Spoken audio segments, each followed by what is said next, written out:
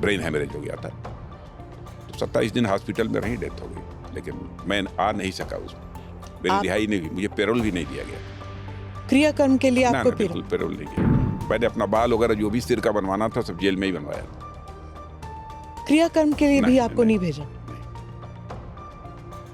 वो लोग हम लोगों के ऊपर तानाशाही का आरोप लगाते हैं। जब मैं राजनीति की बात और मर्यादा की बात करती हूँ तो फिर हमारी हिस्ट्री में एक वो चैप्टर है जिसके बारे में कुछ लोग अभी भी जानते नहीं हैं कि क्या हुआ था, और वो है इमरजेंसी का किस्सा।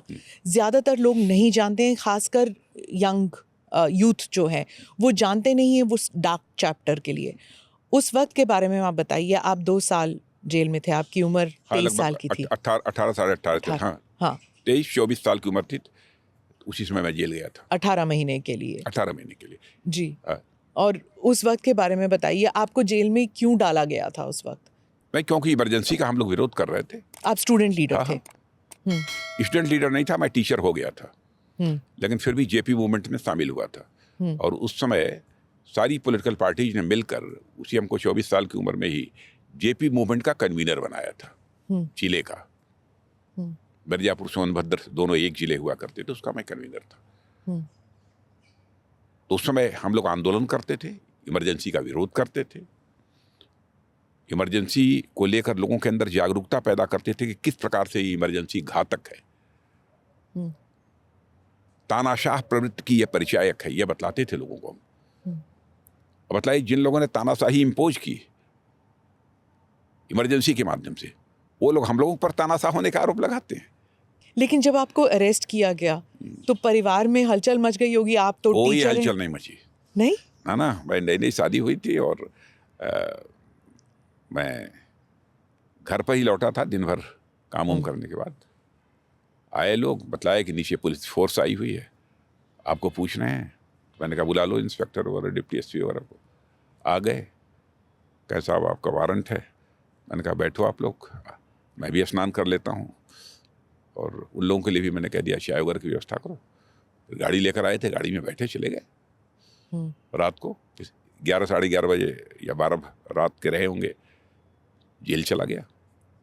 और 3 लोग थे, तन्हाई में रखा गया था। सॉलिटरी कन्फाइनमेंट, सॉलिटरी सेल, लगभग 2-2.5 महीने तक।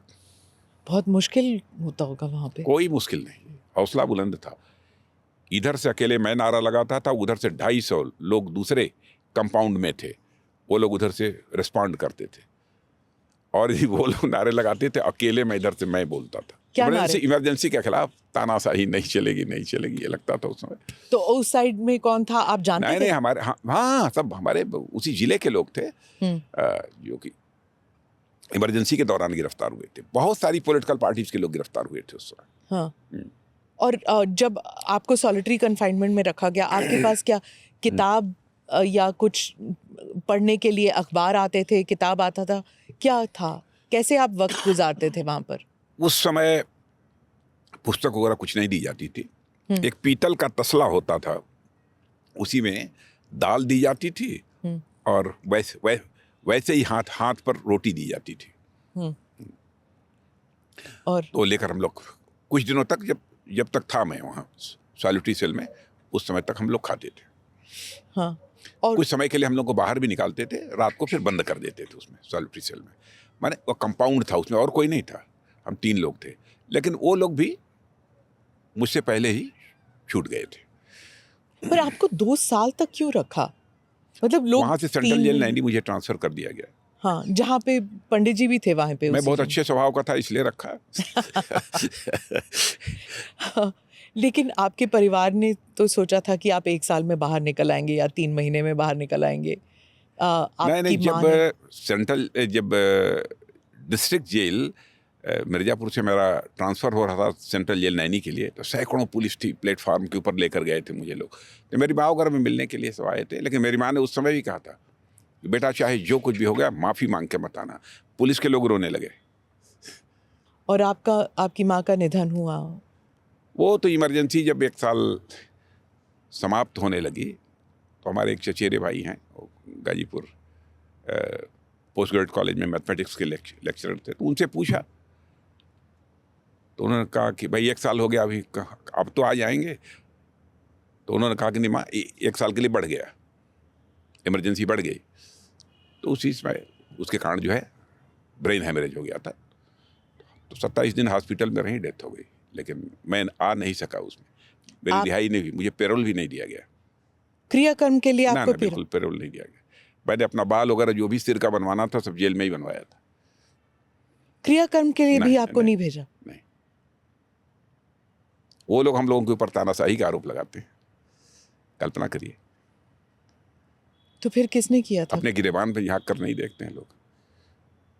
मैं जो भाई वगैरह थे परिवार में, उन लोगों ने किया। आप मैं आखिरी नहीं पहुंच बार पाया। आप मिल नहीं सके? 27 दिन तक हॉस्पिटल में थी ब्रेन हेमरेज होने के बाद, माता आनंदमयी हॉस्पिटल वाराणसी में, फिर भी नहीं दिया। किसने मांगा था आपके लिए रिहाई के लिए? किसी ने अपील डाली थी? नहीं, लोगों ने कोशिश की कुछ समय के लिए छोड़ दिया जाए ताकि अपनी माँ को देख ले, नहीं दिया। और जब आप बाहर आए तब? नहीं, कुछ समय के बाद एक बार बीच में लगभग माँ की डेथ के कई महीने के बाद, शायद 14-15 दिन का किसी मुद्दे पर कोई पेरोल मिला था मुझे। लेकिन फिर तुरंत 14 दिन के बाद फिर मैं जेल चला गया था।